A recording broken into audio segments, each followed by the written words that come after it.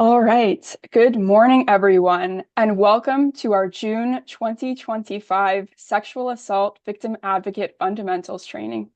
Today is the first day of this training series, and today's training will be on crisis intervention and advocacy. My name is Alyssa Garagiola, and I'm MCASA's Training and Community Engagement Policy Advocate. MCASA is a federally recognized state sexual assault coalition. We represent Maryland's 17 rape crisis centers and many other professionals throughout the state who work to respond to and prevent sexual assault.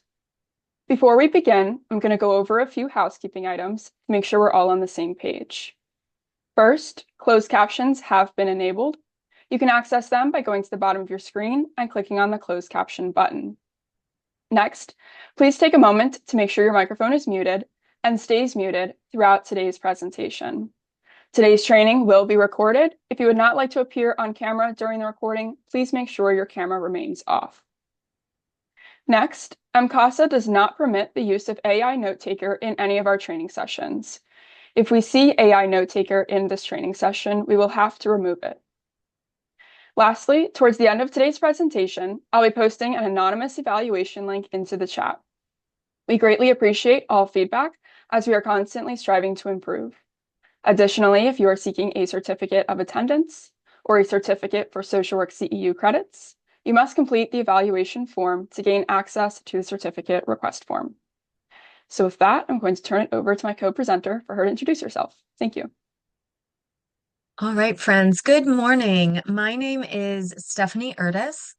I am MCASA's Associate Director, and I'm so glad to be here with you this morning and to kick off these live webinars. I hope you had the chance to watch Alyssa and I's welcome video and get started on some of those self-paced workshops that are foundational and what we're going to be learning. If you haven't, you're not behind. Don't worry. This is all designed to be really useful and helpful to you and at a pace that feels comfortable to you. So just good morning. Glad to see you. Yeah, and Alyssa, do you want to introduce our first little icebreaker kickoff with our cats? Alyssa and I love cats. This isn't the only time you will see cats when Alyssa and I are presenting. Sure, yes. So in the chat, let us know on a scale of cat how you are feeling today. You can just put the number in the chat.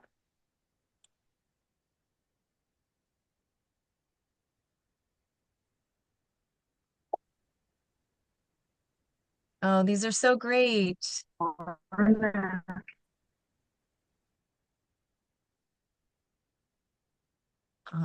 Thank you all for sharing. I love the little comments too, although those are not necessary.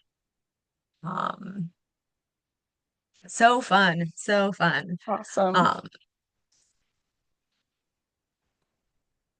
so yeah, Alyssa, do you want me to get started with the breathing exercise we have?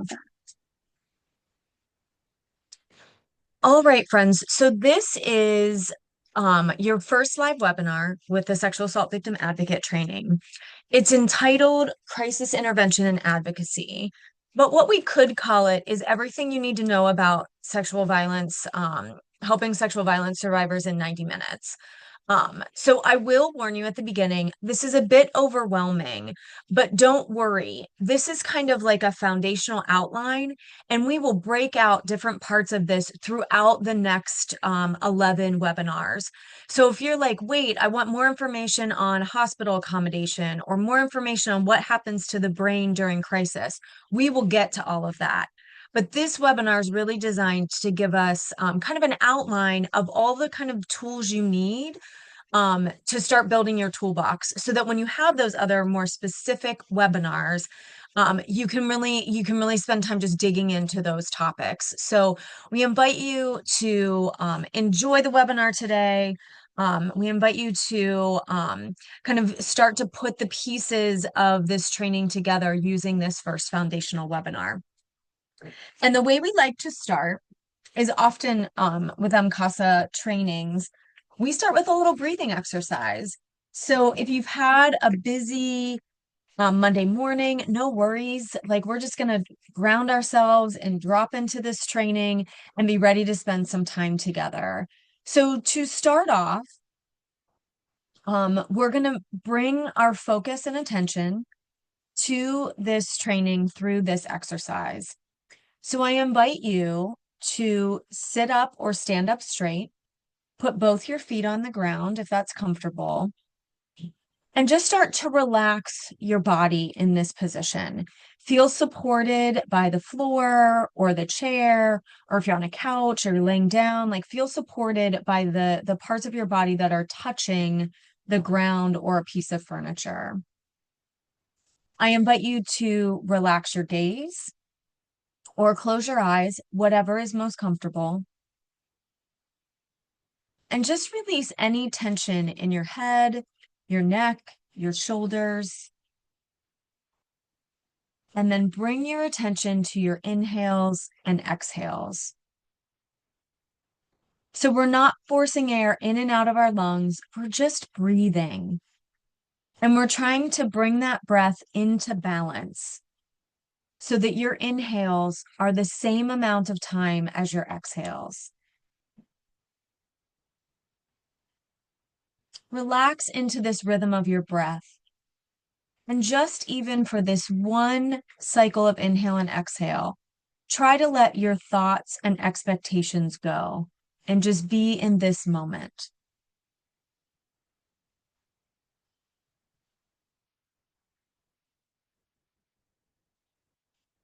We're going to take one deep breath together to the count of 4. So to begin, I invite everyone to exhale all the air in their lungs, and then begin the inhale, filling your lungs to the count of 2, 3, 4. Pause, hold that air in your lungs, and then exhale, emptying your lungs to the count of 2, 3, 4. Hold your lungs empty for just a beat, and then begin taking deep breaths to the count that's most comfortable to you. And just take a couple of deep breaths on your own. And while you're taking some deep breaths, we want to take this time to acknowledge the survivors that are in our training today and the survivors that we will help as advocates. We also want to acknowledge the impact interpersonal violence has on all of us. And with that, we want to commit to gentle and honest conversations and dialogues as we learn together. Some of the content in this presentation and throughout this series may be triggering to you or cause strong emotional reactions.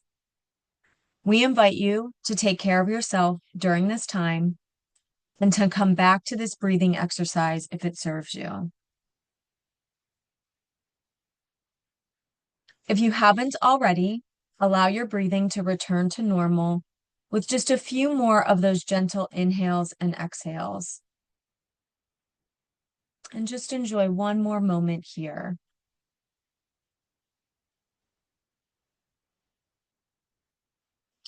When you are ready, you're going to come out of the exercise by just beginning to move your body a little bit. Maybe wiggle your fingers and toes, or shake your head back and forth, shrug your shoulders, maybe do a nice arm stretch over your head. And then bring your focus and attention back to us as we begin the training. So I want to share with you at the beginning our learning objectives for today. So by the end of this training session, you will be able to define and describe sexual violence and human trafficking. You'll be able to provide at least 2 examples of sexual violence power and control tactics. Identify each step of the crisis intervention process. Name at least 4 do's during the crisis intervention process and summarize why these are important. And then name at least 2 tips for managing difficult situations. So as we get started, I'm going to launch a poll so we can get to know each other a little bit as well. So this is the first question in our poll. And all of our questions, all of our participation, we want participate at your own comfort level. So the poll questions are anonymous. We don't know who answers them. But please answer if you are comfortable with this question. As you begin or continue your journey as an advocate, what worries you most? So let's just put it on the table right here at the beginning, day one. What are we nervous about? What worries us in this role of advocate? It's a very privileged role. It has a lot of responsibility. Some folks in the training are very new to this. Maybe they haven't even done their first meetings or their first work with advocates. There are others of you that have been doing some of this work for a long time. So we appreciate both groups and we're glad that we get to learn together. So I'm going to give you just a couple more seconds to answer the poll question. And Alyssa, you can actually go to the next slide because the question's on the slide too. All right, I'm going to share our results. So much like I anticipated, um, everyone's all over the place. We're worried about all of these things, right? Saying the wrong thing, making things worse, overwhelming them with information. This is mine. This is my answer right here. I'll just say right up front. I'm always worried about that. 14% of you are worried about most of these. This is all very normal. This is so stop sharing this poll. So thank you for answering that. All of those things are very normal. It's normal to have some apprehension or some worries or concerns as you start out or continue or are coming back to advocacy. And during this training, we are going to help address all of these things and give you some tools to manage that and give you some time to share with each other about how you are managing some of these things and how we can all go into the field prepared to work with sexual assault survivors. So with that, I am going to turn it back over to Alyssa to introduce you all to sexual violence as an overview, and then I'll come back in a bit with some more information. Thank you. Yeah, so let's get started with an overview of sexual violence. So sexual violence is an umbrella term for any sexual act that is committed or attempted to be committed by someone where consent is not freely given, or where that person is unable to give consent or refuse. Sexual violence is all about power and control, power over someone rather than power shared. If we take a look at the bubbles here on the slide, each of these are different acts of sexual violence. Starting at the top, sexual abuse is when a person knowingly causes another person to engage in a non-consensual sexual act. Sexual assault, rape, or attempted rape can be perpetrated through physical means, coercion, blackmail, threats, or manipulation. Sexual harassment can be perpetrated through verbal, physical, or digital means. An example of verbal sexual harassment includes making belittling comments about someone because of their sex or gender identity. It can also include making unwanted requests for sexual favors. An example of physical sexual harassment includes groping someone or otherwise touching their body inappropriately without consent. And an example of digital sexual harassment includes sending unwanted sexually explicit content through digital means. Stalking is a pattern of behavior, so 2 or more incidences directed at a specific person that would cause that person to reasonably fear for the safety of themselves or the safety of others. There are 2 types of stalking. Stalking can be direct, so the stalker is committing those stalking behaviors directly towards that particular person, towards the survivor or victim. Or it can be indirect, also known as proxy stalking. So this is when the stalker manipulates some third party, so a coworker or a friend or some other person, to commit the stalking behaviors on their behalf toward the survivor or victim. And the intention here is to gather more information about survivor. Indecent exposure includes things like flashing. Degrading sexual imagery includes forcing someone to watch sexually explicit content without their consent. Voyeurism is watching someone who doesn't know that they are being watched. Cyber harassment, also cyber stalking. This includes inappropriate behavior online, such as hacking, making lewd comments, sending, distributing, or stealing photos of someone without their consent. Sex trafficking is the use of force, fraud, or coercion to get someone to engage in a sexual act. And this is often done by withholding basic access to their needs or threatening to cause harm to themselves or a loved one. And sexual exploitation can be in the form of image sharing or video sharing on digital platforms without the consent of the people involved. So the biggest takeaway from this slide here is that sexual violence is all about power and control. Diving a little bit deeper into human trafficking was first recognized as a crime with the passage of the Trafficking Victims Protection Act, or TVPA, of 2000. Human trafficking can largely be split into two different categories: sex trafficking and labor trafficking.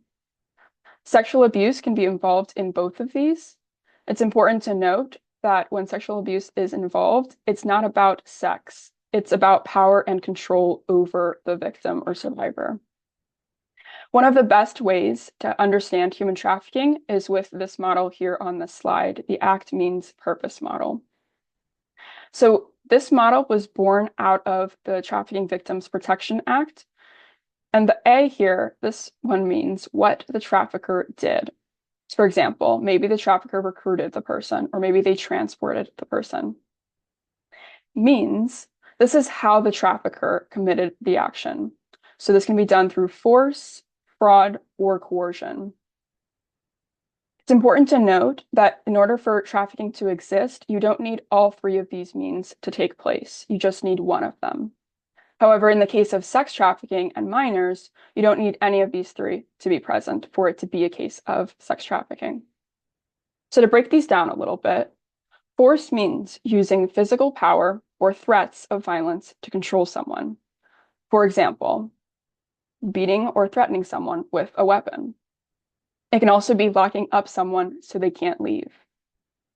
Fraud includes lying or tricking someone into a situation that they otherwise wouldn't want to get into. For example, promising someone a relationship or promising someone a job that they are not going to actually end up getting, or lying about someone's pay or working conditions. Coercion includes things like threats, pressure, shame, or manipulation to control someone's actions. For example, making someone dependent on drugs or substances, and then withholding access to those substances unless the person complies with the things that the trafficker wants.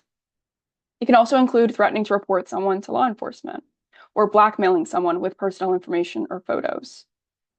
So again, these are the different means of human trafficking, how the trafficker is committing the trafficking. And then we have purpose. So this is why the trafficker is committing the trafficking. So maybe this is sexual exploitation, or maybe it is forced labor, or one of these other examples here on the slide. I do want to note here the similarity between human trafficking and sexual assault. Both of these are power-based violences. So again, power over someone rather than power shared. So moving along, I would like to show some statistics just to help us see the scope of sexual violence. This graph shows the rate of contact sexual violence by sexual orientation across the lifetime. And this data here comes from the most recent National Intimate Partner and Sexual Violence Survey, the 2016-2017 report on victimization by sexual identity. So in this report, among adult women in the US, about 4 in 5 bisexual women, 3 in 5 lesbian women, and a little over half of all heterosexual women experienced some form of contact sexual violence in their lifetime. And in this report, contact sexual violence is defined as including rape, men who are made to penetrate someone, sexual coercion, and or unwanted sexual contact.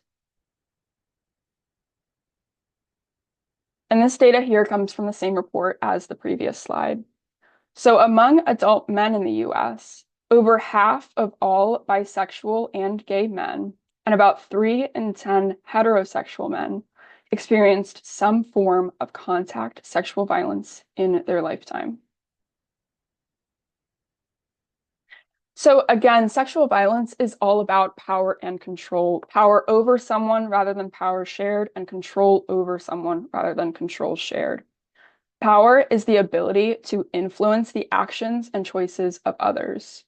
Power can be obvious, such as in the case of a supervisor to an employee or a mentor to a mentee, but it also can be less apparent, such as in the case of two partners with different levels of sexual experience. Relationships have a power imbalance when one person has the power to influence things such as money, a job, reputation, or a place to live.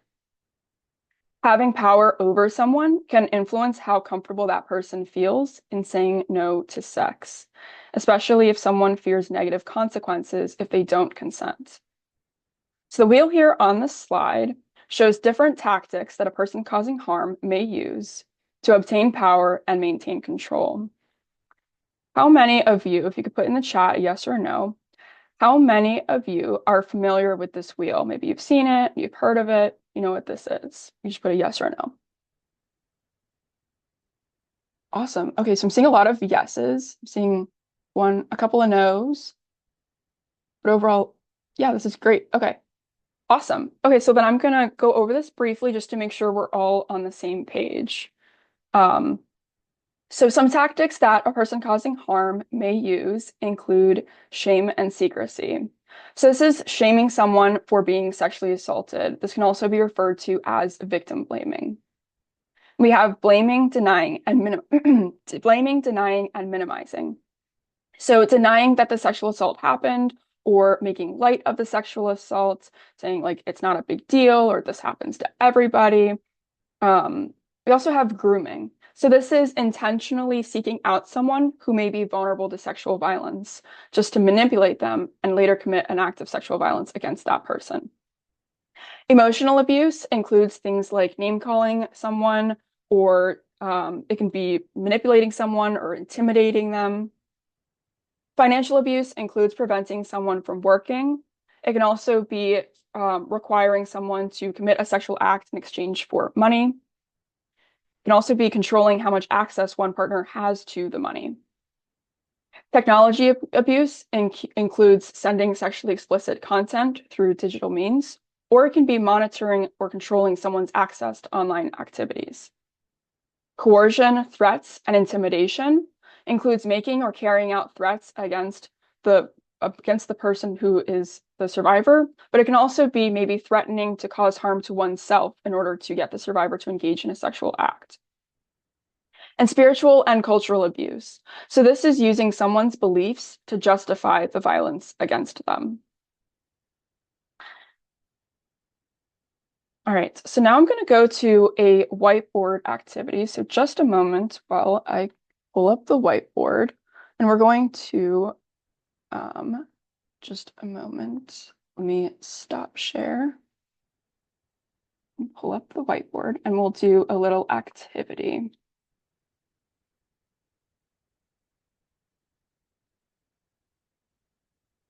Okay. Is everyone able to see the whiteboard? Yes. Okay. Are you all able to access the whiteboard? Oops.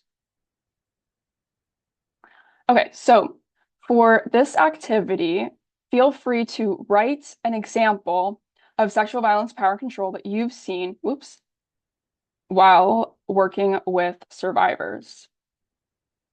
You should be able to just type directly on the sticky note and it will auto adjust the font for you. And if anyone's having trouble accessing the sticky notes, feel free to put it in the chat.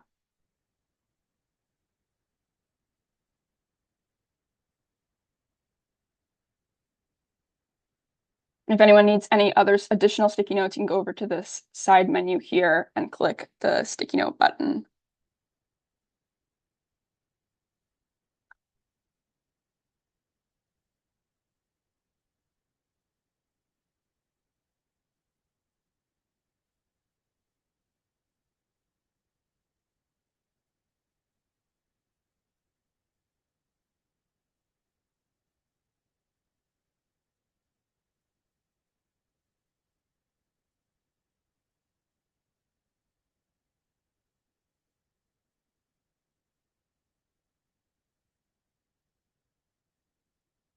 Awesome. So it's like we have a lot of engagement here. So we have controlling daily activities, isolating the survivor from friends and family, grooming, tracking where the client is going through Find My Friends or a car tracker, financial abuse. Let's see. The woman was undocumented and had no skills and relied on the man to pay everything. Grooming seems like a theme here. Threats to the person's reputation, withholding funds, withholding bank information. Yeah, controlling the budget, controlling the partner through continuous pregnancy,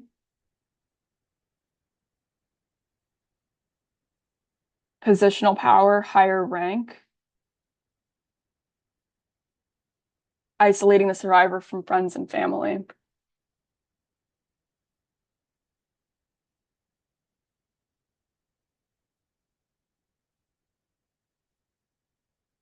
Using the kids against the victim.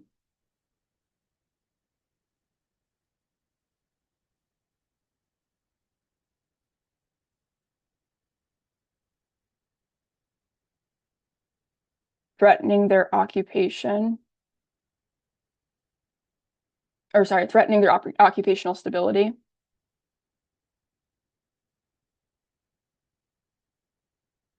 Withholding a promotion. Emotional manipulation. Asking favors in exchange for money.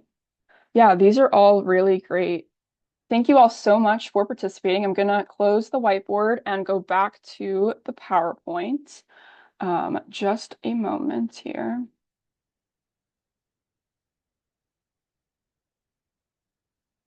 Just a second. Okay. So thank you all for participating in that. Now we're going to move into crisis intervention now that we have an overview of sexual violence. So to start off, I want to build a word cloud with all of you. So if you could go to slido.com and enter in this PIN number, or you can scan the QR code here and answer this question. What comes to mind when you think of a crisis?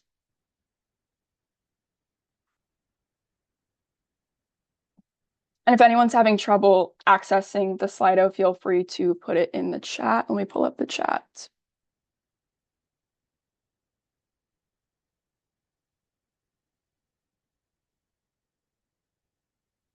Threat to personal safety, urgency, safety, traumatic event, danger. Let's see in the chat, we've got turmoil in someone's life, emergency. It's like safety is a really big one here. Constraints in life against one's values or beliefs, chaos in personal life, not being in control of your own situation. How do I de-escalate? Frantic, immediate safety needs, emergency, fear, vulnerability,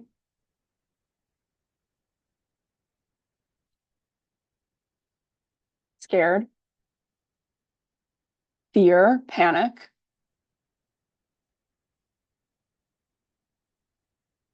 unable to see a way out, hopeless.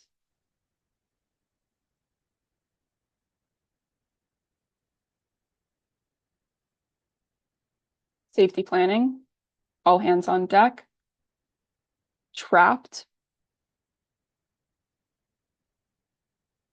suicidal thoughts, unease, harm. Yeah, these are definitely, it looks like we got someone needing counseling, unwanted event. Yeah. So thank you all so much for participating in this. These are all definitely valid answers when it comes to what we think of for a crisis. So I want to start off this section of the presentation really giving us a definition of crisis. So a crisis is an acute emotional upset arising from developmental, situational, or social sources that results in a temporary inability to cope by means of one's usual problem-solving devices. So to break this down a little bit more, A developmental crisis occurs because of things that normally would happen across the lifespan. This can happen to all humans across our life trajectory. These things are common, things such as moving, changing jobs, maybe you're graduating school, maybe it's having a baby or retiring. And some of these sound like they could be happy, right? But some of these could also temporarily overload our nervous system and put us into a state where we're unable to cope with our normal problem-solving devices. So that's what makes it a crisis. There's also situational crises, and this is probably what a lot of the word cloud, I would say, would fall into this category. So the situational crises, these are unanticipated events that are often shocking, sudden, catastrophic, devastating. For example, a sexual assault or being in a car accident, being robbed or burglarized. It can also be a sudden death of someone in your family or someone you know, maybe a diagnosis of a terminal disease, or it could be being a victim of a natural disaster or some other catastrophic thing. Then there are sociocultural crises. So these occur when situations or events arise out of cultural values and social structures and are directly related to gender, age, race, class, and sexual orientation. For example, seeing a massive increase in hotline calls during the resurgence of the Me Too movement. This could have caused collective trauma for survivors. Crisis intervention is when an advocate identifies, assesses, and intervenes with an individual experiencing a crisis. It is immediate and short-term care that assists an individual in restoring equilibrium to their biopsychosocial functioning and works to help them restore balance and reduce the effects of crisis in their life. So when working through the crisis intervention process, it's important to take a trauma-informed approach. A trauma-informed approach is based on the recognition that many behaviors and responses, often seen as symptoms expressed by survivors and consumers, are directly related to traumatic experiences that often cause mental health, substance abuse, and physical health concerns. Now we see here on the slide, these are the four main components of a trauma-informed approach. Any policy, procedure, or practice that claims to be trauma-informed is going to have all four of these. So taking a look here at the first one, a trauma-informed approach is going to realize the widespread impact of trauma and understand potential paths for recovery. It's going to recognize the signs and symptoms of trauma in clients, families, staff, and others involved with the system. It's going to respond by fully integrating knowledge about trauma into policies and procedures. And it's going to seek to actively resist re-traumatization. So instead of giving you a set amount of steps or procedures of how to use a trauma-informed approach, instead we give you these 6 guidelines or principles here on the slide. So as you work with survivors, your intervention should align with these 6 principles. To break these down a little bit, safety is the thing that you're doing or the thing that you're helping the survivor with, creating a safe physical and emotional space for the survivor. How can you promote safety for the survivor? Are there ongoing safety concerns that need to be addressed? With trustworthiness and transparency, how can you build trust with the survivor? What can you do to minimize the likelihood of re-traumatization? How do you provide accurate information and next steps available to the survivor? What can you do to ensure that the survivor understands these options are available to them? With peer support, collaboration, and mutuality, how are you showing the survivor that you're working with them and not for someone else? How are you ensuring that the survivor knows you're not trying to influence them or their decisions? Are you demonstrating collaboration and empathy throughout the process? And are you connecting the survivor with resources that they want, not the resources that you think they need? With empowerment, voice, and choice, Is this interaction between you and the survivor positive? Are you restoring their sense of control to the situation? And are you relying on the survivor's voice and choice to guide the next steps? With cultural and historical relevance, are we as advocates recognizing the historical and cultural trauma that the survivor may be experiencing? Are we recognizing how this historical and cultural trauma may be compounding the trauma of the sexual assault?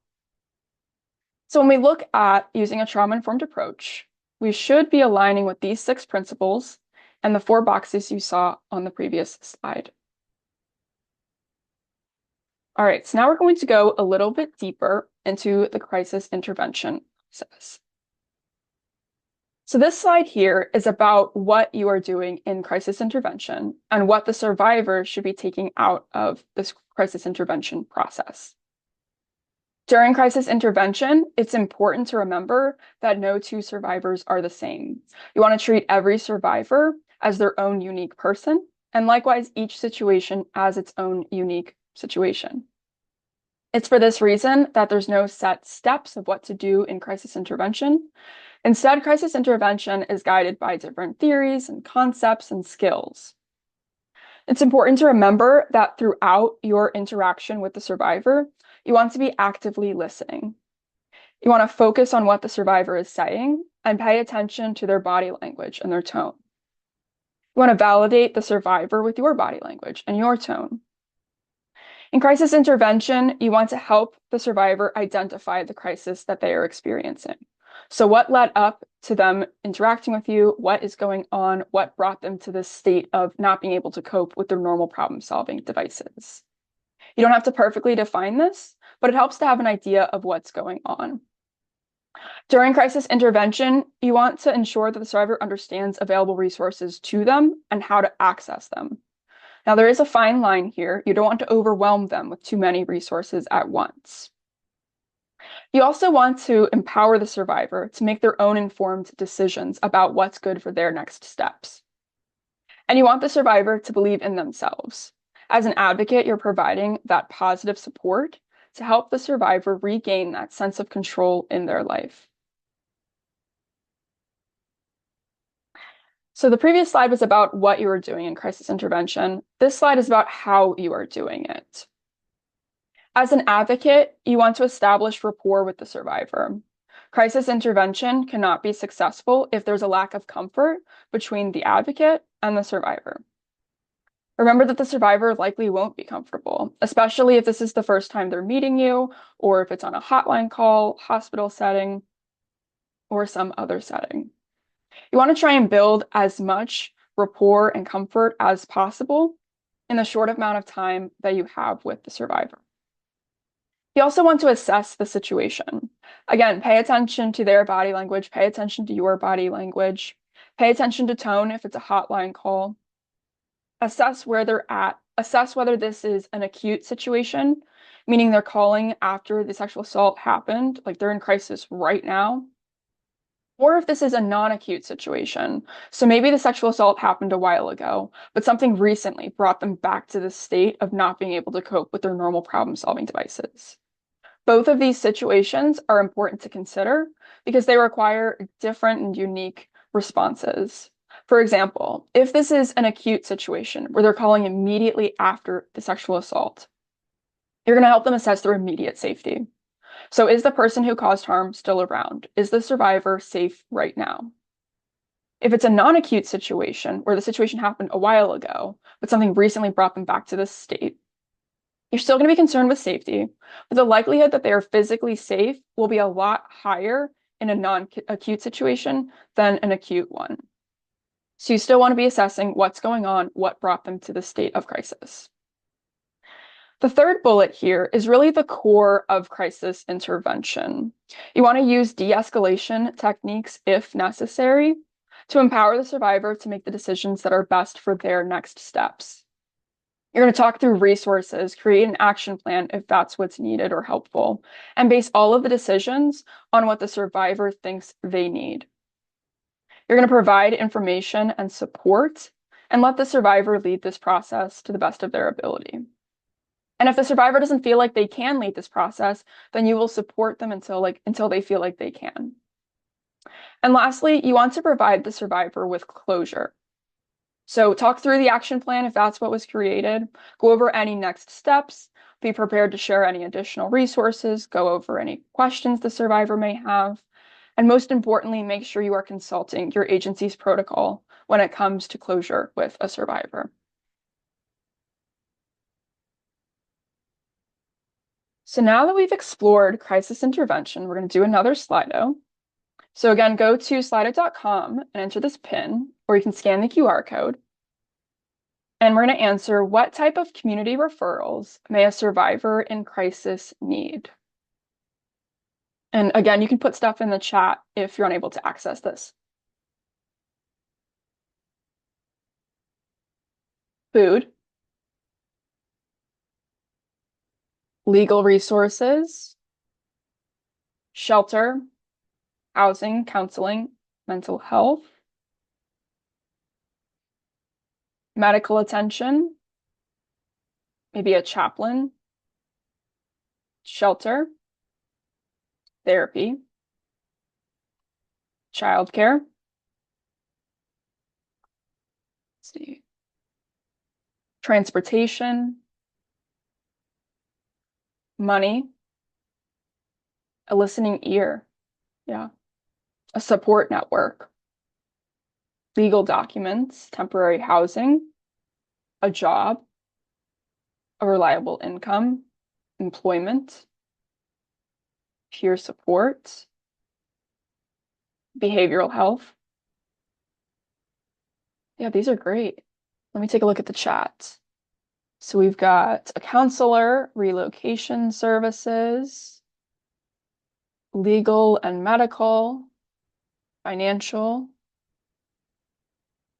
Awesome. Spiritual counseling. Yep. An advocate.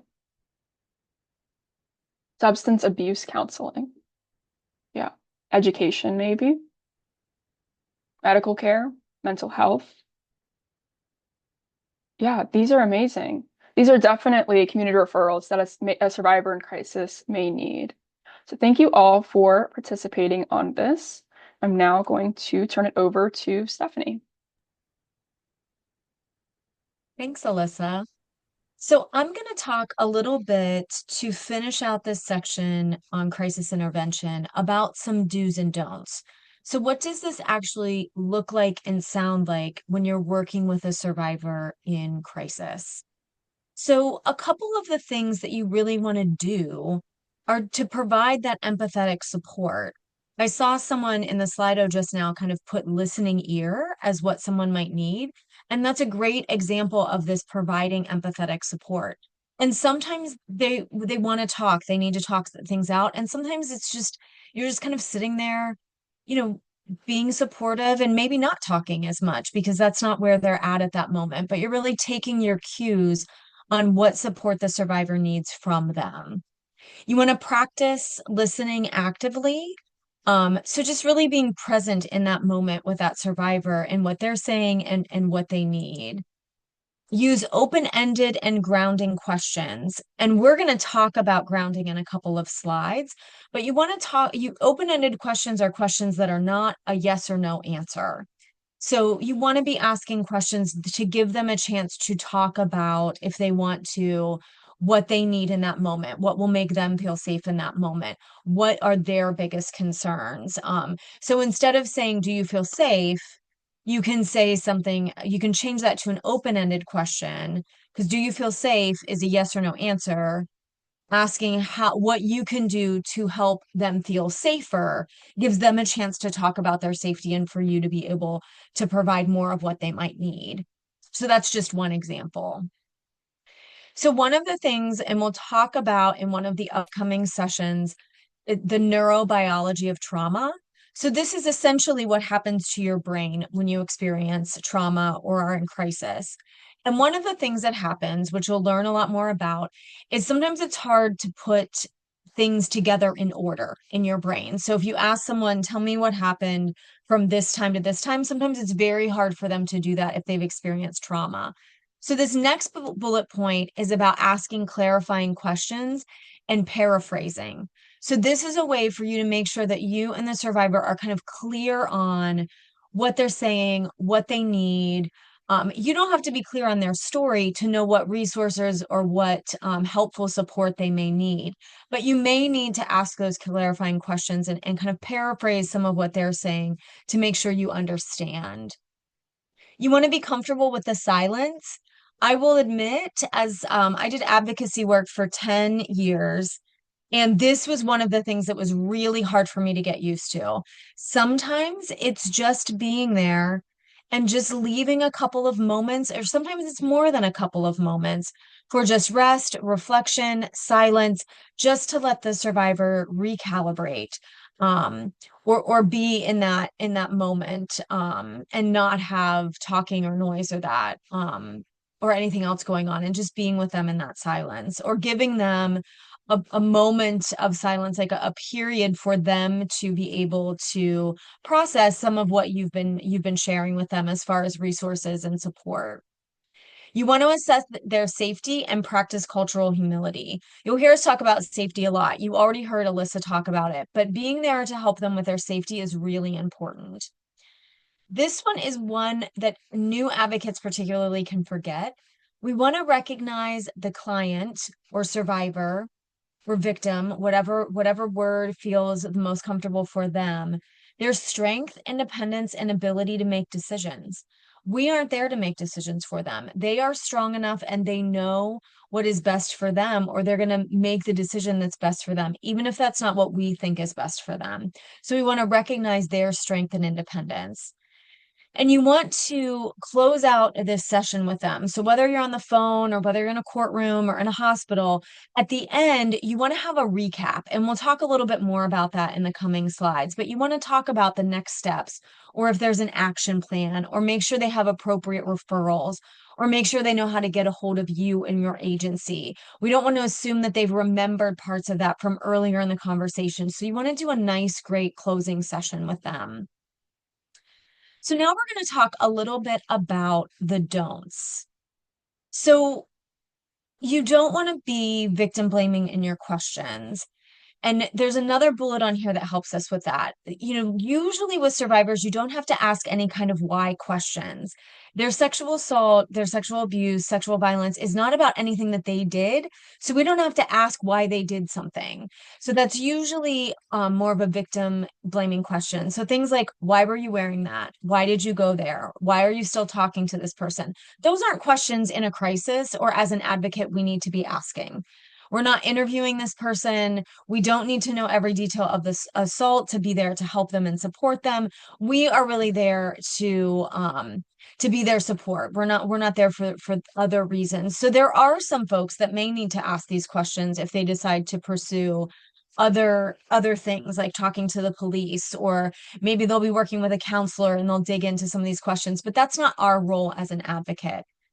You don't want to disclose your personal information as much as possible given the circumstance. And this is a really interesting one because there are some times where there may be personal information you would be comfortable sharing, and that would be appropriate. And the example, but there are other times where that would not be. This crisis situation is not about you and what you've experienced. When I think about things like personal information, they're usually like things you would share with anyone. So one of the things that happens is if you are doing hospital accommodation, you may end up in a hospital with a survivor that you have just met for a longer period of time than is comfortable. 2 hours, 3 hours, 5 hours. And it's usually, not always, but usually it's a really uncomfortable time of day, like 2 a.m. or 11 p.m. or a Sunday afternoon. So one of the things that happens where you might disclose personal information is you might get into a conversation about things like pets, and you might tell them a little bit about your pet if you're comfortable doing that, and they might talk about that. They might ask you, like if they're a college student, they might ask you if you went to college and where you went to college, or if you're from around there. You want to share what's comfortable for you. You don't have to share any of that information, but if it feels really low risk and it's putting the survivor at ease, it's building up some of that rapport, I don't want to tell you not to do that because that rapport building is really important.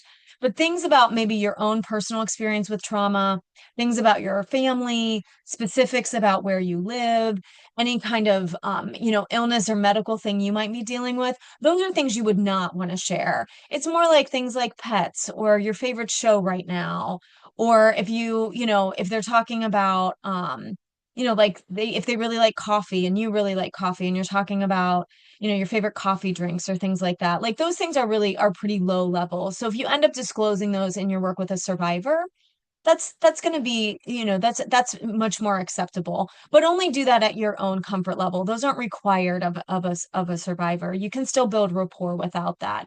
But I do like to give a little asterisk next to this disclosure personal information and define that for folks.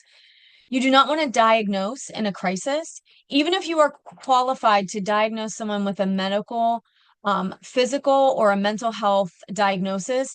As an advocate in a crisis situation, if that is not your role, you are not diagnosing someone.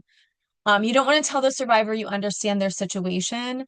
Alyssa did a great job setting us up with the fact that every survivor is different. So even if you experience something really similar, or you've worked with a lot of survivors that have had similar experiences, you still don't understand their exact experiences or their exact set of emotions around those experiences. So you want to avoid that language. You don't want to ask questions that are off topic.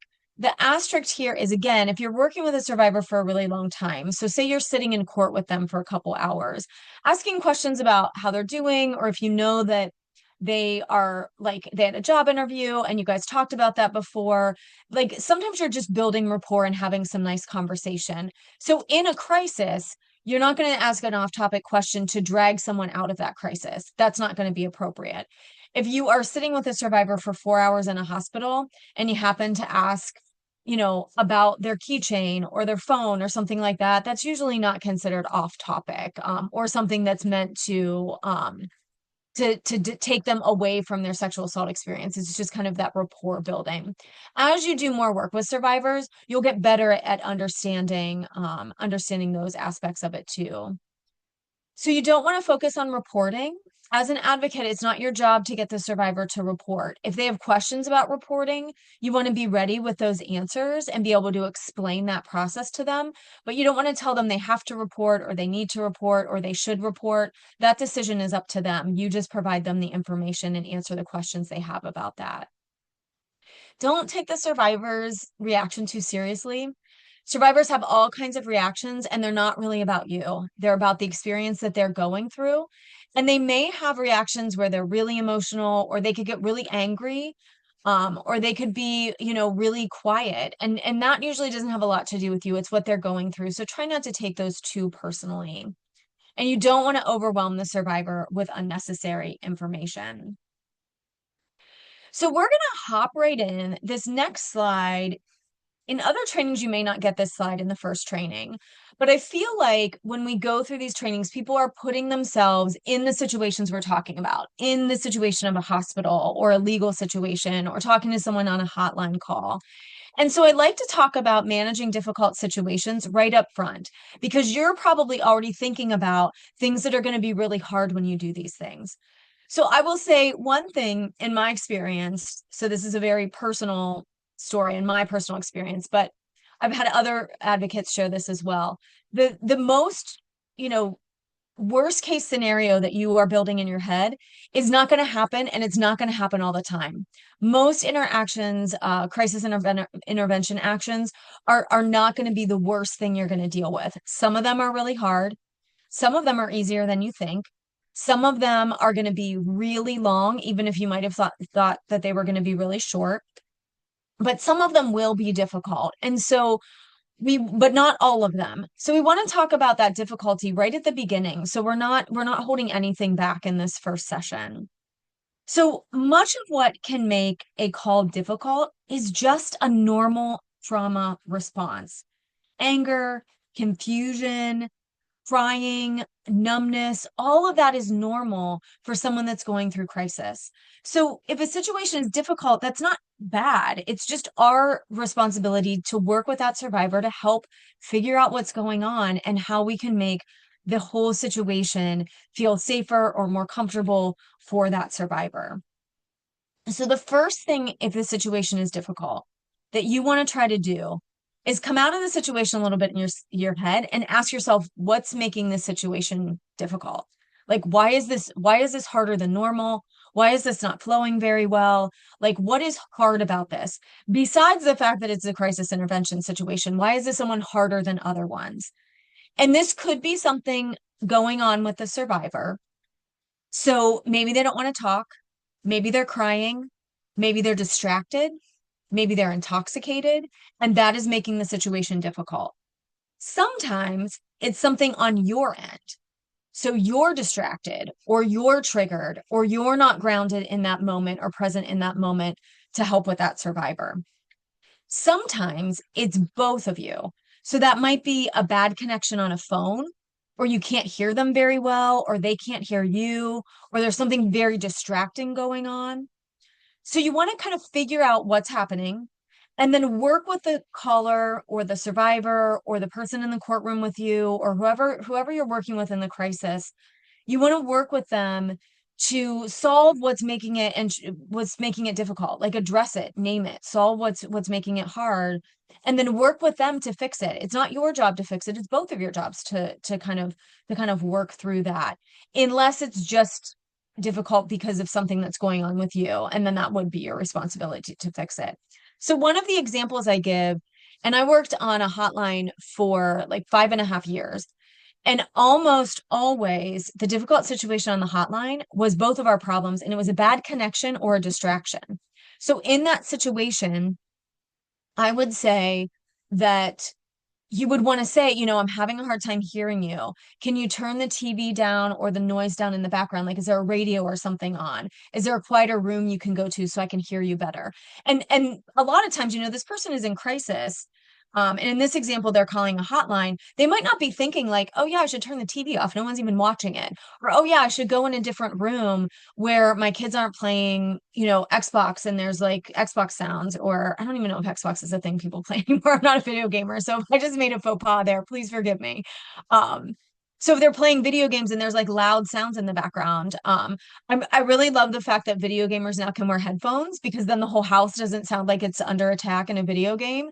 But if that's the case, they aren't always thinking that. So you can always ask them those questions to kind of identify what's going on and then solve those problems, work with them together with them to do that.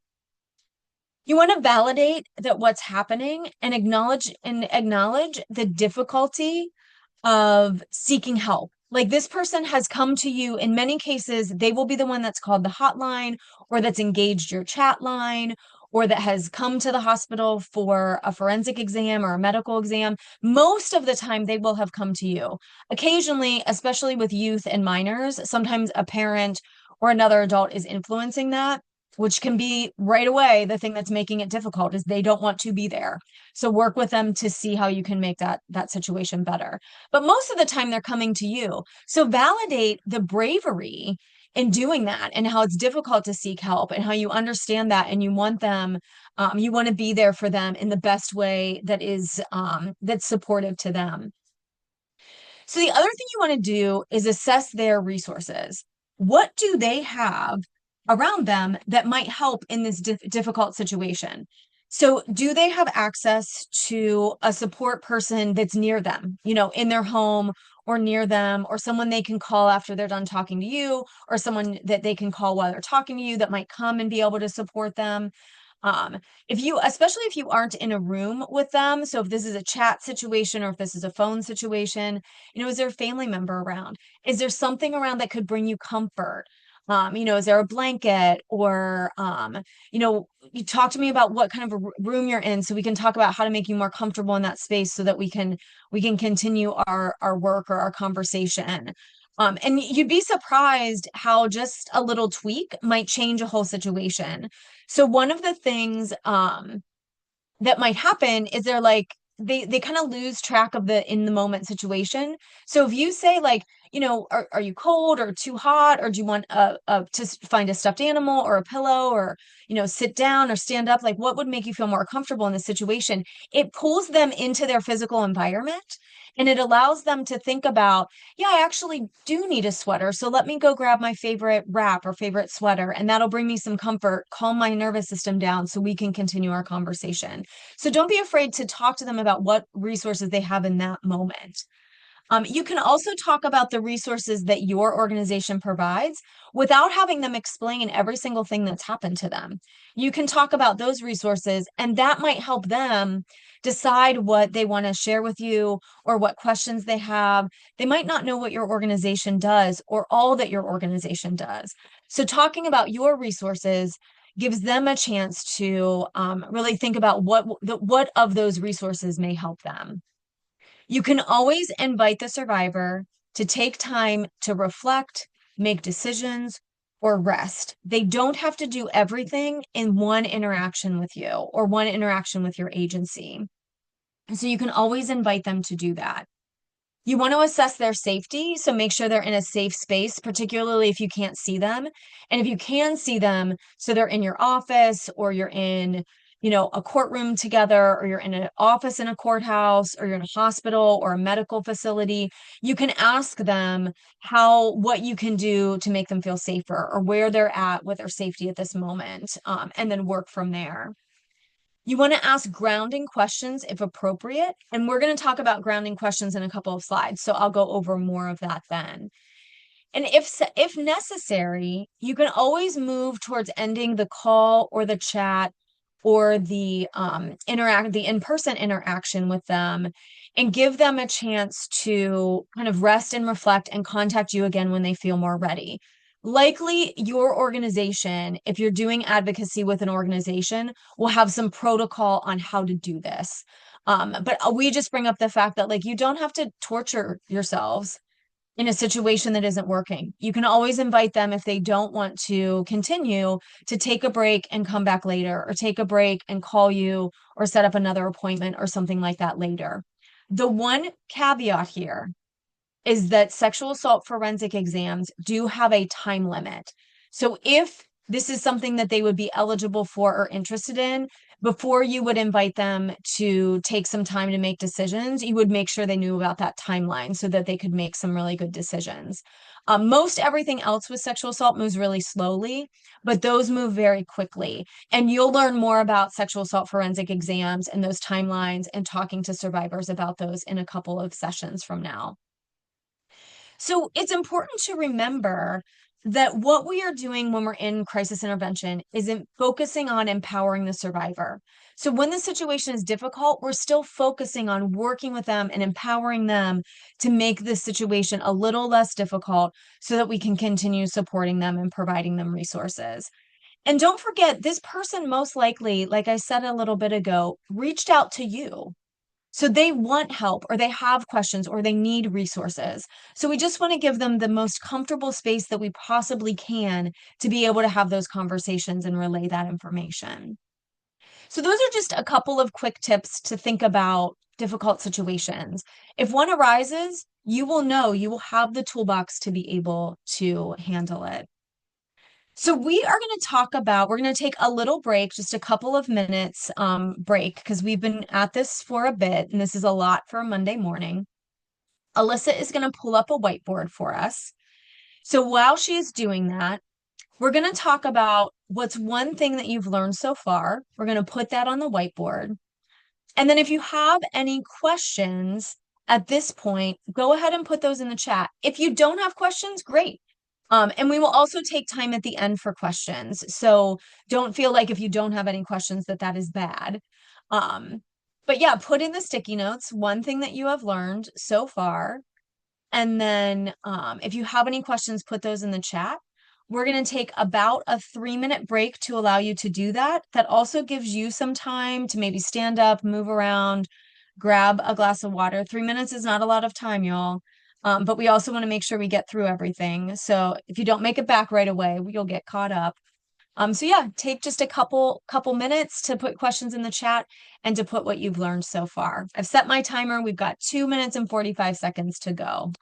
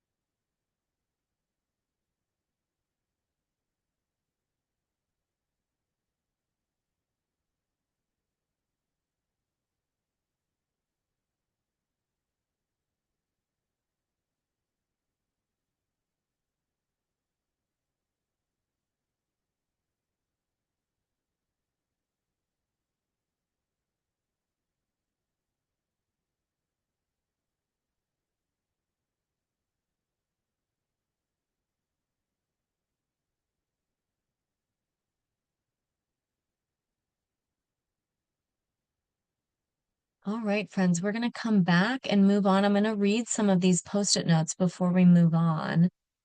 Um, this is great. And this is such a great forecast into what we're going to be doing the next 2 weeks together. So I see some self-care on here.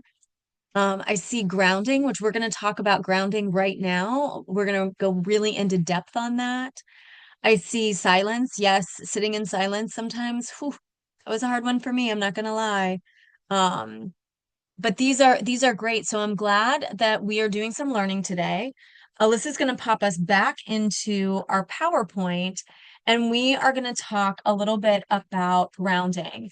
And I'm going to give you some practical skills around grounding. So like one of the things that happens in so many trainings that we do as well at MCASA, is we talk a lot about concepts and theories, and then we leave advocates to use that to mold their own techniques around sexual assault. And we've really worked hard at MCASA to give you some concrete things that you can actually do. Like in this situation, I can do A or B or C. There's not a lot of that in advocacy. It's really a really flowing, adapting, flexible kind of way of doing our work so that we can really be there for the survivor and what they need. But there are some things that are a little bit concrete that we can kind of talk about that may help in those situations working with crisis. And one of them is grounding. So I want to take some time here to talk about it. And these techniques that we're going to talk about are not new, but during the pandemic, so we really talked a lot more about grounding in a lot of different fields. So this became a little bit more well known. It was one of the things that I think kind of helped us be able to talk about grounding because we were all in a crisis situation. So we were all trying to figure out how to manage that. So some of this may sound familiar to some of you. And if it doesn't, it's really easy to catch on. And some of you may have some of your own thoughts or techniques around grounding. So as I'm talking, I'm not the expert in all of this, although I do a lot of grounding. I have a lot of experience, but I'm not the only expert here. So if you have grounding information or techniques or thoughts that you want to share, please share them while I'm sharing this next piece with you. So there are many, many ways for you to ground yourself or to help someone else to ground. But I want to start by saying, when it comes to grounding during a crisis, don't be fancy. Use simple, easy to relate to, and understandable techniques. So if you love pranayama or alternate nostril breathing, or you are a Kundalini expert, I get it. I actually love all of those things. But in a crisis, that's not the time for those kinds of fancy grounding techniques. And if you don't know what any of those words were or what any of that meant, don't worry. Grounding can be really simple and it's not hard to catch on to and it's easy to practice. And some of these things you may already be doing and just not calling them grounding. So before we get into some specifics regarding grounding, I do want to say that grounding will only work if that is what the survivor needs. So if you're addressing, so address the problem that they're having in that moment. Don't use grounding as a distraction or something to keep yourself busy if that's not what they need. So for example, you can't ground someone that's not in a safe place. They first need to be in a safe place. And this is a good point to talk about the difference between like a real and a perceived threat. And a perceived threat is not more or less dangerous sometimes than a real threat. Like that is a real thing in that person's brain, but they might not physically be under attack. That's when you'll hear about things like post-traumatic stress. And we'll talk about that a little bit more here. So an example might be if someone is in a house with an unsafe person, that is a real physical threat to their body. And they could be in immediate physical danger. So that is not the time for grounding. That is the time for getting them to a safer place. However, if they are in a courtroom with this person, 8, 10, 12 months later, their brain might register that same level of physical threat. But in a courtroom, that person might, be an emotional threat to them, a medical threat to them, but that person is unlikely to be able to physically attack them. So this is where grounding might help. It might bring them into that moment where they will feel physically safe by using some of these techniques. So they have to be, that grounding has to be what's called for. If they're asking you a bunch of questions and they want answers to a lot of questions, it's not the time for grounding. It's the time to answer their questions. If they're getting really worked up and anxious while they're asking those questions, you can then maybe offer, let's take a break. We'll answer all of your questions, but let's take a break and maybe take a couple deep breaths and then reset and answer the rest of your questions. So those are some things to think about before we even get into the details of grounding. So let's talk about grounding yourself as well in stressful situations. So these are some things that might help a survivor, but they're also things that might help you as well. So grounding is all about bringing yourself or someone else into the present moment through physical or mental stimuli. So all of these things can bring someone back to the present moment, and it helps their body and their mind focus on what's happening right now, not what could happen, not what happened in the past, but what's happening now. And then that can help their nervous system recalibrate to the current situation they're in and not put them in another situation where they're going to feel like they're in more danger. So we did a little bit of grounding at the beginning of this session. So just focusing on our inhales and our exhales. So taking deep breaths and focusing on these inhales and exhales can begin to calm your central nervous system. You don't have to tell your central nervous system. You can just start doing it and taking those deep breaths, and it will help you to calm down. It will help somebody else also to calm down, to ground, to come back into that moment if they're just focusing on getting air into their body and getting air out of their body. And so there are a couple of tips here when you're using those breathing techniques. So if you make your exhale a few beats longer than your inhale. So what we did today was a count of 4 inhale, a count of 4 exhale. But if you do a longer exhale, it has an effect on your nervous system. So it can impact your nervous system in a positive way and start to regulate that faster if those exhales are a little bit longer.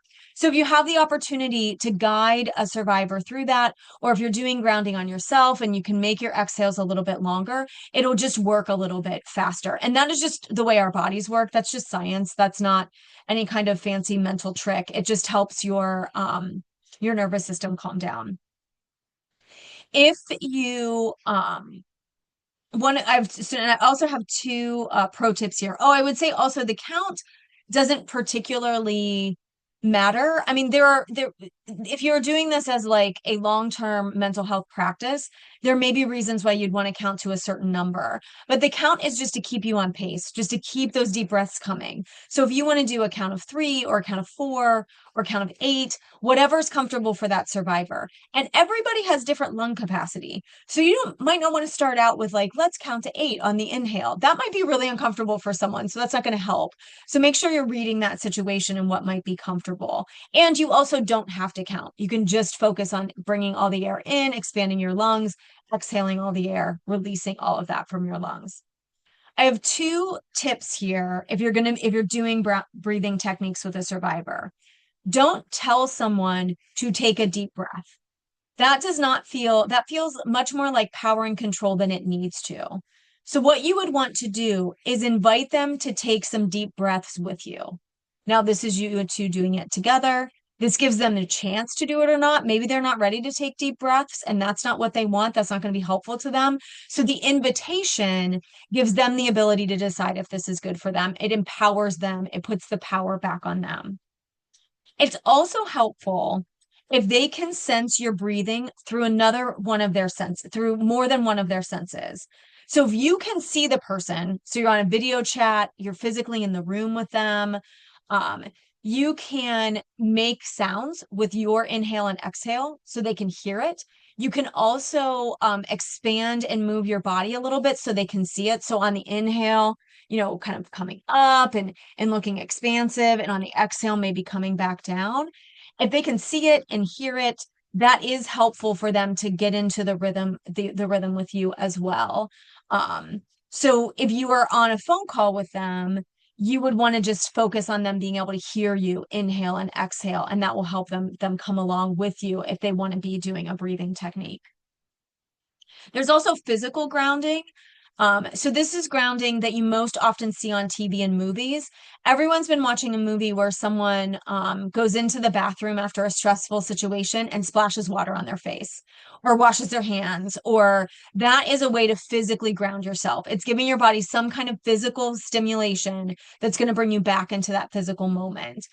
For any of you that have seen the movie Die Hard, there's actually a whole scene where he does physical grounding when he gets to his destination after the plane ride, takes off his shoes and socks, and he's like, scrunching his toes in the socks. Someone on the plane told him it helped. That is a way of physical grounding. It's feeling the things around you, feeling your feet on the floor, or feeling your body in a chair, or splashing water on your face, hot or cold, just bringing yourself back into that physical moment. So you can ask a survivor to put their feet on the floor or feel themselves supported, or ask them to observe the space that's around them. What are they seeing with their eyes? What are they feeling with their body in the space around them that can bring them back into that moment? Maybe they want to hold something comfortable. We talked about pillows and blankets and stuffed animals that might help them. You can always ask them if they want a drink, if this is possible, because that also makes them think like, wait, do I want a drink? Do I want something hot or cold or sweet, or am I not even thirsty at all? That can sometimes bring them in the moment to just to ask them if they want a drink. I worked with an investigator for a long, long time, and he interviewed a bunch of survivors that I worked with. And the first thing he asked them when they walked in the door, he's like, this is my most important question. What do you want to drink? And he had like 6 or 7 options for them.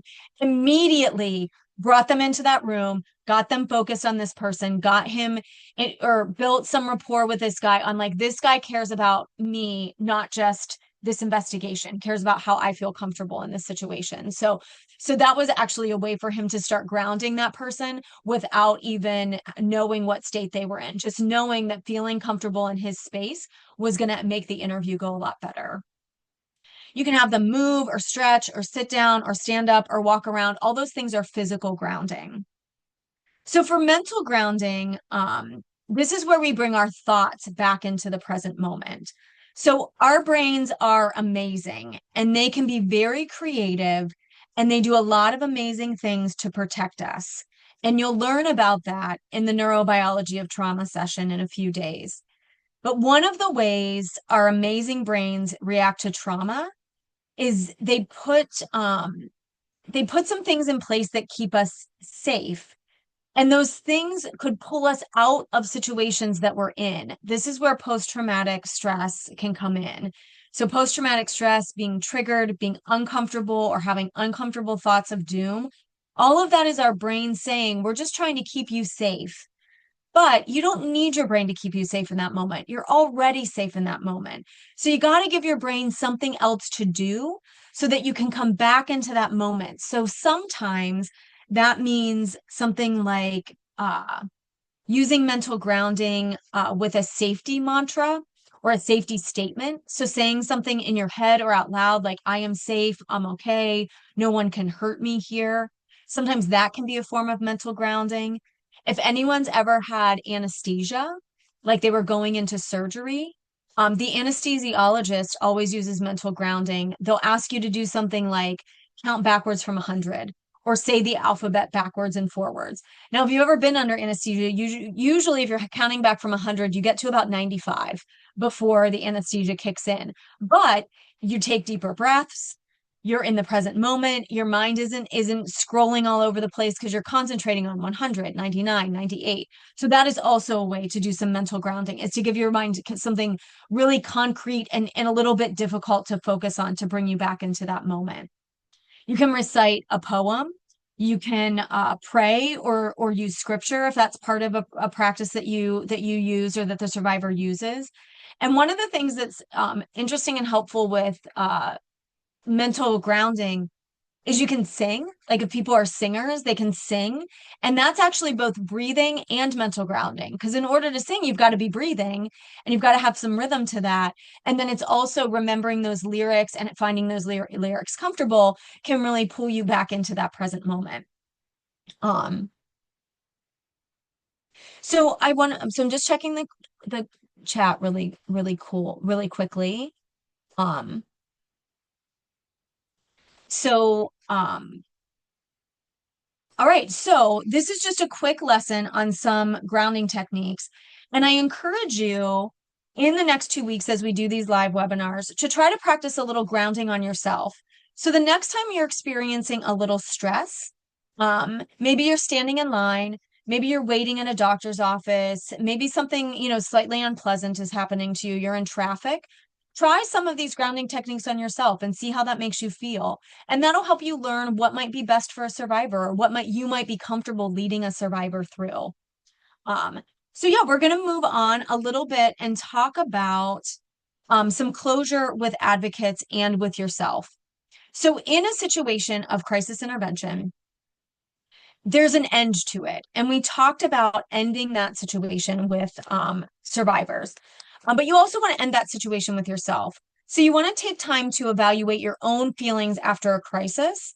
Do you feel stressed? Do you feel proud? Do you feel sad? And you want to appreciate yourself for what you were able to offer during that time and not be too hard on yourself. It's not going to benefit you to worry about what you said or to relive every one of those moments for like the next hour or the next 3 days. So when you're assessing your own situation after a crisis intervention, put a time limit on it. 10 minutes, 15 minutes, maybe write out some notes, not notes about the survivor, but notes about what you would want to change or what you would want to keep the same about your performance and that your help, your resources, your support in that, so that you have those handy for next time and you can kind of put them away and let that situation go and then go on with what you were doing, so that you're ready for the next time. So I want to pop another poll question in here really quickly. So let me find my polls. So I'm going to back out of this and see. Oh, some of you already answered the second question. So the question was, what type of sexual advocacy works best for you? So I'm going to relaunch that poll. So what kind of sexual assault advocacy work will you be doing? And if you are doing more than one of these, you can put what you think you will be doing most. So are you going to do hotline advocacy, medical advocacy, legal, case management? Are you supervising advocates? What is your role?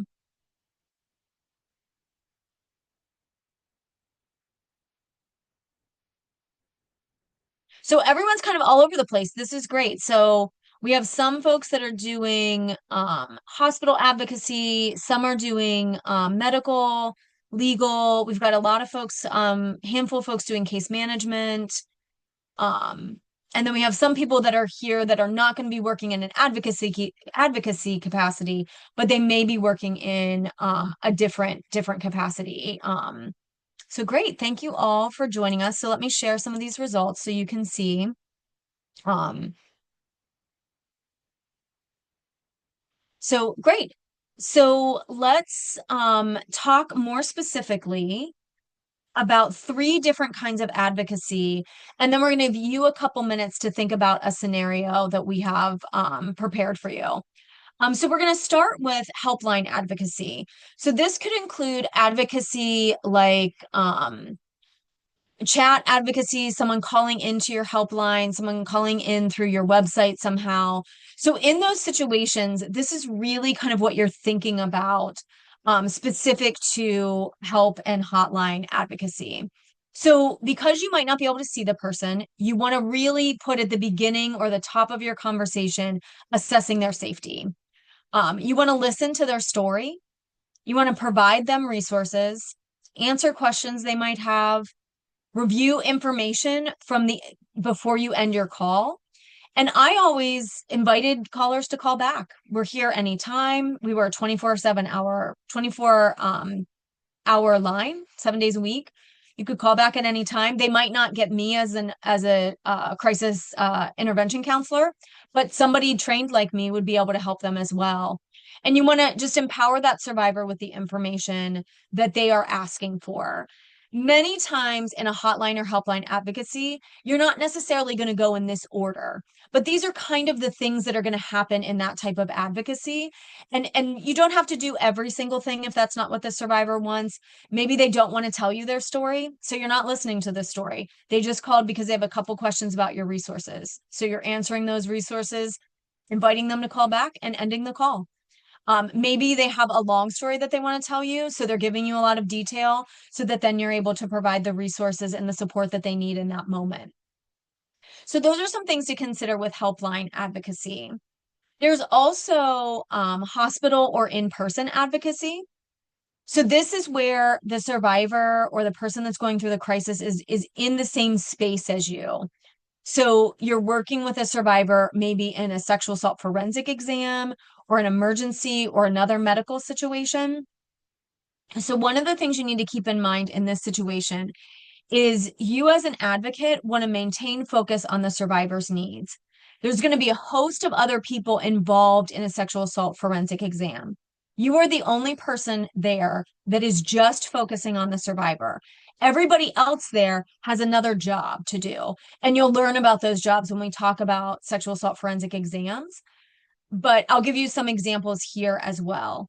It does not mean that the other people in that team that are working on that forensic collection and forensic exam are not also concerned about the survivor, wanting to make sure they're meeting those needs.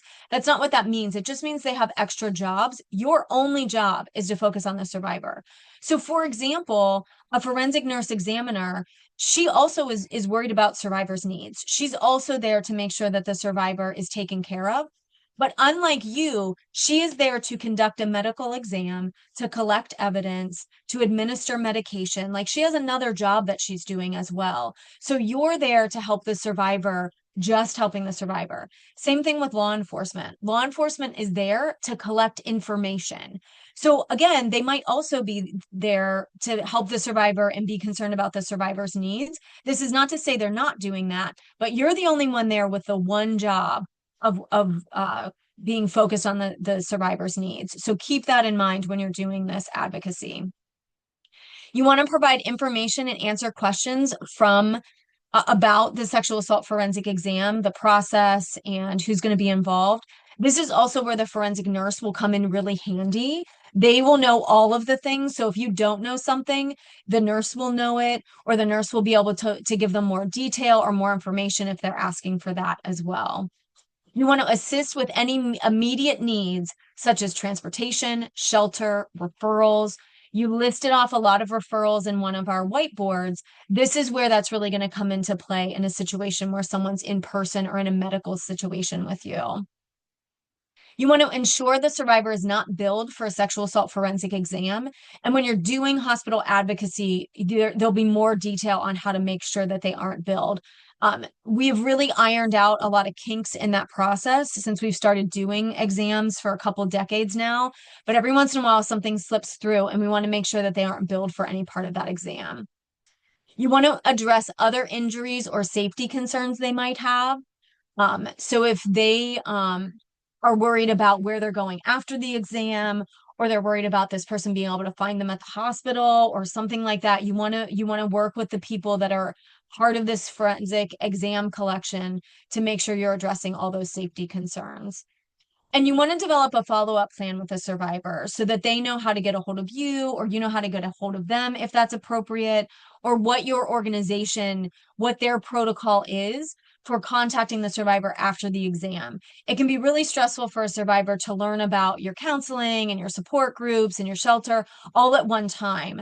So it's very common after an exam for an organization or an advocate or a volunteer to contact them within a certain amount of time after the exam to see how they're doing, check back in, see if they have any questions, make sure that you have another opportunity to talk about your resources and how that might help them.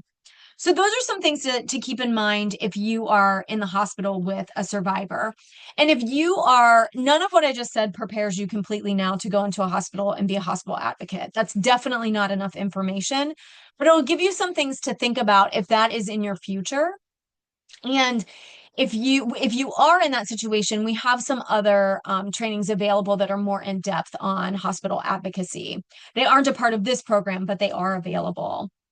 And then the last advocacy we're going to talk about is legal advocacy. So this is kind of unique compared to the other two, because those other two are really quick. They happen within a couple hours or a day, or if you're doing chat or hotline, sometimes that's just a couple of minutes. Legal advocacy usually is over a much longer period of time. So legal advocates work with survivors to educate them on their legal options and help them navigate the legal process. So this is usually a situation where you're building some more long-term rapport with a survivor. You're checking in on things like their safety and providing emotional support much longer than you would in those other circumstances. Similar to those of you that are going to do case management, you're going to be with this survivor for a lot longer than a hotline call or a medical accompaniment at a forensic exam. So things like the things to keep in mind for legal advocacy are things like longer term safety planning, being able to be an emotional support for them or to provide them with resources that can give them longer term emotional support during this process. You're going to assist in both civil and criminal court. You could do either one of those. So you may attend a hearing or a court proceeding or an interview with someone that works with the courts, like a prosecutor. You may or a court advocate. You might be doing any number of those things as a legal advocate. You might explain legal terms to them and support survivors through steps of the legal process. You might provide a survivor with information so that they can make the best choice for them. And you want to know the history of the justice system's biases and what impact that might have on the survivors and be able to answer their questions in a really trauma-informed way.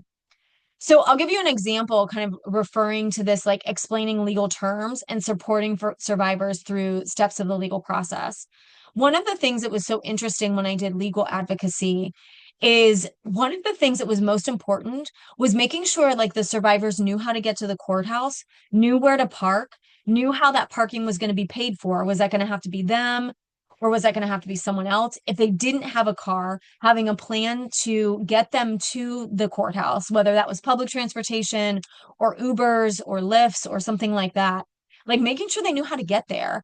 And then making sure they knew when they got there, they had to go through a metal detector. And this was often very traumatizing for survivors if I did not tell them ahead of time because they just weren't expecting it. So when they were already nervous, they were already really struggling with what was happening in the courthouse. Sometimes they get to that metal detector and like really struggle. So just helping walk them through some of the finer details of what it's like to go to court. What can you bring into a courtroom? How long might it take? Can you bring extra stuff like homework to do if it's a student? Or can they bring their phone? Or are their kids going to have to be there? Like what are all of those things are really the role of the advocate to help them with all of those minor, what might seem minor to you, but what are really big questions for them, and to set them up to have the smoothest possible experience they can have in courthouses. There are lots of barriers and lots of things that could go wrong. So you want to be able to think ahead and plan ahead with that survivor in these processes. So there's many things that legal advocates do, but I always like to share that story because some of the smaller details are what really can help a survivor the most. So the biggest thing to remember with legal advocacy though is you don't want to practice law if you are not an attorney or if you are not a practicing attorney with that survivor. So legal advocates cannot practice law. They cannot give you advice on what to do as it relates to the law. They can help you understand definitions or processes, but they are not practicing law. So it's you that is against the law and it can get a legal advocate in some hot water. So you want to make sure that you are not practicing the unauthorized or not engaging in the unauthorized practice of law is a legal term for it. So if you are a legal advocate, you want to make sure that you're doing legal advocacy things and not attorney things. If you're their attorney, of course you can do attorney things. But if you're the legal advocate, even if you have a JD, as the advocate, you're doing advocate things. So let's take all of this and put it into one last little scenario. We have a couple minutes here before we close out. So I'm going to turn it back over to Alyssa to walk you through this scenario. Thank you. Yeah. So, you are working as an on-call victim advocate and receive a call from your local hospital that a survivor is requesting an advocate during a sexual assault forensic exam. When you arrive at the hospital, the survivor, Jane, is clearly distraught and very anxious about the exam. As the exam proceeds, you can see that Jane is visibly uncomfortable and as the more invasive swabbing begins. She stops the forensic nurse and asks if she could have a few minutes to speak with you because she does not want the exam to continue. But she worries that if she does not complete the exam, she may not have enough evidence to start a case against her perpetrator. So in the chat, how would you, along with the support from the forensic nurse, offer Jane support? And what options are available to Jane during her forensic exam?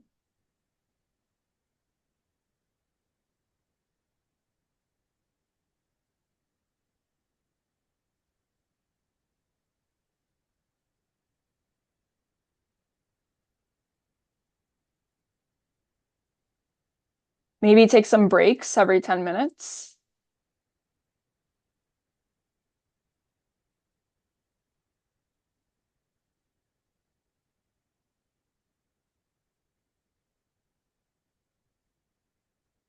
Offer some water or pause to ensure her comfortability. Let Jane know step by step what will happen. Help her ground herself with the uneasy feelings. Review the safe process. Talk through pros and cons. Let them know they can consent to whatever parts they want. Give some time to process. Remind her that she has a choice to stop it if she wants to. Use grounding techniques, take breaks, check in with her. Make sure she knows she has options.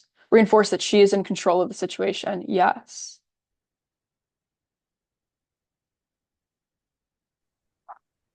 Yeah, these are all really great. Let's see. Reflect back what she says, take breaks, explain the process, have the nurse explain what they're doing before they do it. Yes, that is a good one. Offer her grace and ask what would make her comfortable. Reassure her that she is safe. These are great. Yeah. These are great answers. And they really reflect back just in generally focusing on the survivor, which is our role as an advocate, and empowering them, during these difficult times. That's our role. Yeah, these are amazing. Thank you everyone so much for participating. I'm going to go on to the next slide. So this is our contact information. We greatly appreciate everyone coming to this training session. Give me just a moment and I'm going to put the evaluation link into the chat.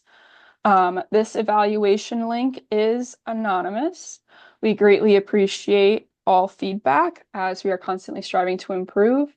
If you are seeking a certificate of attendance or a certificate for social work CEU credits, you must complete the evaluation form. Upon submitting the evaluation form, you'll gain access to the certificate request form. I'll be sending out a follow-up email later today with a copy of today's video recording, the PowerPoint slides, the evaluation link, and instructions on how to request your certificate. If you have any questions, feel free to email me. Thank you so much for coming today, and we hope to see you tomorrow. Great.